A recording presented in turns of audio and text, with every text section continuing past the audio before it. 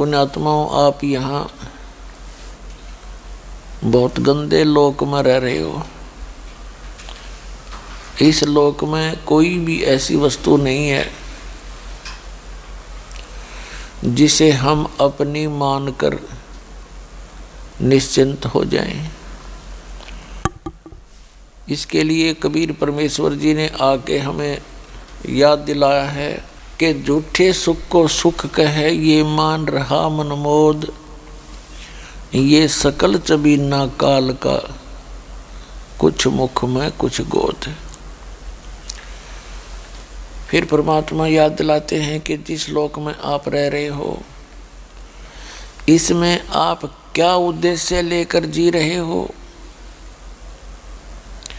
यदि आप संतान को अपना समझते हो या संपत्ति को अपना समझते हो, उसके विषय में बताते हैं परमात्मा, जब काया तेरी है नहीं ये माया कहाँ से हो। चरण कमल में ध्यान रखो, इन दोनों को खो। नंगा आया जगत में नंगा ही तू जावे, और बीच में ख्वाबी ख्याल है ये मन माया भरमावे। कबीर साहब कहते हैं कि बिन उपदेश अचंभ है, ये क्यों जीवित है प्राण, और भक्ति बिना का ठोर है ये नर नाही पाषाण। अगम निगम को खोज ले बुद्धि विवेक विचार, उदय अस्त का राज मिले तो बिन नाम बेगार। तीन लोक का राज जय कोई जीव को दे, और कहते हैं लाख बधाई क्या करे जय नहीं नाम तने। राम रटत कोड़ी भलो, राम रटत कोड़ी भलो, चू चू पड़े जो चाम। ये सुंदर शरीर किस काम का, जा मुख नाही नाम। राम रटत दारिद्र भलो, टूटी घर की छान। ये सुंदर महल किस काम के, जहाँ भक्ति नहीं भगवान। कबीर हरि के नाम बिना राजा रसब हो, मिट्टी लदे कुमार के घास न नीरे कोई। कबीर हरि के नाम बिना ये नार कूतिया हो, गली गली भौंकत फिरे है टूक न डाले कोई। ये बीबी पड़दे रहे थी डोडी लगे थी बार, अब गात उगाड़े फिरती है वो बनकुतिया बाजार। नक बेसर नक पे बनी वो पैर थी हार हमेल, सुंदरी से कुतिया बनी सुन साहेब के खेल। परमात्मा कबीर जी हमें क्या याद दिलाते हैं कि जिस लोक में आप रह रहे हो ये एक कसाई का ठिकाना है, और उसका नाम है ब्रह्म। ज्योत स्वरूपी निरंजन उसको काल कहते हैं, वो वास्तव में काल है। और उसने एक श्राप लगा हुआ है 1 लाख मानव शरीरधारी प्राणियों का नित आहार करने का। उसके लिए आप जी को यहाँ विवश करके रोका हुआ है, और अपने तीनों पुत्रों को उसने एक एक गुण युक्त कर रखा है सुनियोजित तरीके से। उनके अंदर से ऐसी रेज निकलती हैं ऐसी किरण निकलती हैं, वो हम सभी को प्रभावित रखती हैं। रजगुण युक्त श्री ब्रह्मा जी विष्णु सतगुण युक्त और तमगुण युक्त शंकर भगवान कर रखे हैं। इनके शरीर से, इनकी बॉडी से निकल रही वो तरंगें तीन लोक में रहने वाले सभी प्राणियों को प्रभावित करती हैं। पाताल लोक, ये पृथ्वी लोक और ऊपर स्वर्ग लोक। तो इनके कारण जैसे ब्रह्मा जी के अंदर से निकल रही जो रेज हैं, किरणें हैं, तरंगे हैं, वो प्रत्येक प्राणी को, चाहे वो किसी भी योनि के अंदर है, किसी भी जूनी में है, सबको प्रभावित करता है और संतानों उत्पत्ति करते हैं।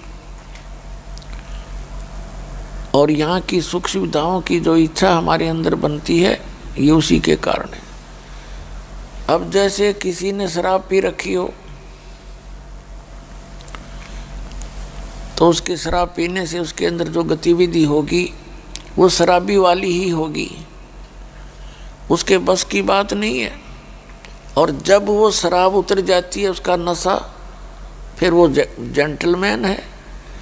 तो इस आत्मा को यहाँ इस काल ने इन तीनों गुण रूपी माया की भांग पिला दी।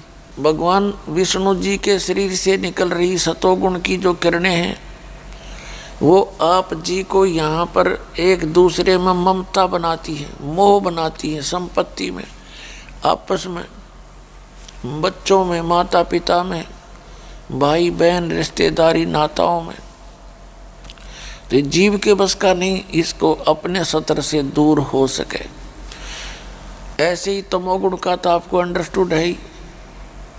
भगवान शंकर से निकल रही रेज, आदमी 1 मिनट में मनमाने ना जाने किसके साथ झगड़ पड़े, लट्ठम लट्ठा हो जा, गोलियां तक चल जाती हैं। तो कहने का भाव ये है कि इन तीनों गुण रूपी माया से सभी प्राणियों को विवश किया हुआ है इस काल भगवान ने। और इसका बचाव क्या है? कबीर परमेश्वर जी की शरण में आने से, उनके सत मंत्रों के जाप करने से ये प्रभाव फिर कम हो जाता है, धीरे धीरे निष्क्रिय होने लग जाता है। ये एंटीबायोटिक्स टैबलेट समझ लो, कैप्सूल समझो परमात्मा के नाम की, जो इस काल के भांग को उतार देती हैं। फिर ये आत्मा की तड़फ एक न्यारी बने है, भिन्न बनती है, विकारों से दूर हटने की तड़फ जाती है ये, और सतलोक में जाने के लिए ये अपना पूर्ण प्रयत्न करता है, तन मन धन समर्पित कर देता है। फिर यहाँ की जब ये नशा उतर जाएगा ना काल की भांग का, उस समय देखना, पहले जो शराब पिया करते थे, हुक्का बीड़ी पीते थे, मांस खाते थे, अब जब भांग उतर जाएगी ना, ये ज्ञान समझ में आ जाएगा, फिर उसको वो नरक दिखाई देगा पिछला जीवन। हे भगवान, और कितनी खुशी के साथ अपने कर्म फोड़ रहे थे। तो पुण्यात्माओं, सौभाग्य आपका, आप सत्संग सुन रहे हो, क्योंकि सत्संग के बिना इस जीव को पता नहीं चलता आपको क्या करना चाहिए था। और जो क्रियाएं आप कर रहे हो ये कर्ण की भी हैं कि नहीं। कोई चोरी कर रहा है, उससे हमारा जीव रहा है, कसाई बकरे काट रहा है, उससे हम खुश हो रहा है, कोई मांस खाता उसको बुरा मानने नहीं रहा, क्योंकि बुरा मानना तो खावे को नहीं उसने। तो पुण्यात्माओं, इस ज्ञान से प्रथम तो हम इंसान बनेंगे, और इंसान से फिर देवता बनेंगे। क्योंकि देवता कौन होते हैं? जो बुराइयों से दूर हो जा, भगवान की भक्ति करें, वो देवता। तो पुण्यात्माओं, परमात्मा ने रजा बख्शी आपके ऊपर, सेट करवाई। अन्यथा जो भक्ति नहीं करते, और भक्ति करते भी हैं तो झूठे नामों की, नकली नामों की और झूठे गुरुओं से दीक्षा प्राप्त करके, या अपनी मनमर्जी से कोई अन्य उपासना करते हैं वो सारी यूजलेस है, वो व्यर्थ प्रयत्न है भक्ति मार्ग का। इसलिए परमात्मा बताते हैं जो भक्ति नहीं करते और करते हैं तो शास्त्र विधि त्याग के मनमाना आचरण करते हैं। और जो आज एक विशेष धारणा बनी हुई है समाज के अंदर इस काल भगवान की प्रेरणा से कि सत्संग के अंदर अच्छे व्यक्ति नहीं जाते, अच्छी बहन बेटियां नहीं जाती, और दूसरी धारणा ये बनी हुई है कि भक्ति तो बुढ़ापे में कराया करें।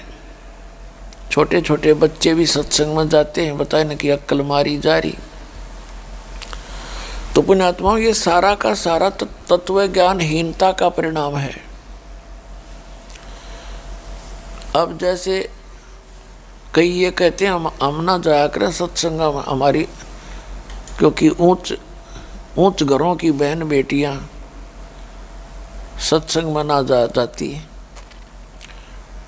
तो उनके लिए परमात्मा कहते हैं दुर्भाग्य उनका, सौभाग्य उनका है कि उन्होंने पिछले जन्मों में कोई अच्छे पुण्य और भक्ति कर रखी थी, जिस कारण से इस संसार की इस झूठी शोभा के अंदर आज वो सम्मानित हैं। ऊंच कोई पद प्राप्त करके या कुछ थोड़ी सी माया गणी प्राप्त करके या कोई मंत्री, प्रधानमंत्री, मुख्यमंत्री बन के। तो परमात्मा कहते हैं जो भक्ति नहीं करेंगे ना, आगे उनकी ऐसी दुर्गति होगी। और जो परमात्मा ने जो ज्ञान दिया है वो सारा सत्य है। यदि हम भगवान के विधान को पालन नहीं करेंगे तो वो हमारी ही मूर्खता होगी। अब क्या बताते हैं परमात्मा कि वो ऊंचे घरों की बहू बेटियां पर्दों में रहा करती थी, पर्दों में, और उनके पास कोई भी अन्य औरत या कोई अन्य पुरुष नहीं जा सकता था। उनको मिलने के लिए भी उनके सामने उनके गेट के ऊपर पहरेदार रखे जाते थे। तो परमात्मा कहते हैं कि बीबी पर्दे रहे थी और डोडी लगे थी बार, अब गात उगाड़े फिरती हैं वो बनकुतिया बाजार। वो पर्दे की सुंदरी नक बेसर नक पे बनी और पैरें थी हार हमेल, और सुंदरी से कुतिया बनी सुन साहेब के खेल। फिर परमात्मा कहते हैं वो पर्दे की सुंदरी सुनो संदेशा मोर, अब गात उगाड़े फिरती हैं वो करें सुरायों शोर। अब परमात्मा बताते हैं कि जो भक्ति नहीं करती और ऊंचे घरों की बहू बेटियां थी, पर्दों में रहा करती थी, सामने पहरेदार ड्योढ़ी लगा करती थी, एक सत भक्ति ना करके अगले जन्म में वो कुतिया बनती हैं। और जब तो वो इज्जत के कारण घर से बाहर नहीं निकलने देते थे, उनको सत्संग में नहीं जाने देते थे, स्वयं भी नहीं जाते थे। कहते हैं वो पर्दे की सुंदरी बीबी पर्दा रहे थी और डोडी लगे थी बार, अब गात उगाड़े फिरती हैं वो बनकुतिया बाजार। पहले तो एडी से लेकर चोटी तक अंग छुपाए रहती थी और फूले नहीं समावे थे इज्जत के ठेकेदार। आज वह कुतिया बनी फिरे कति नगन उगाड़ी।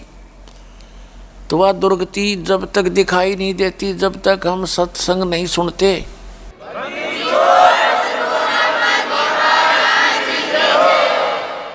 फिर परमात्मा कहते हैं नक बेसर नक पे बनी, नाक के अंदर सोने के से बड़े बड़े टांग लिया करती, और पैरें थी हार हमेल, 9 लाख के हार पहरा करती गले में।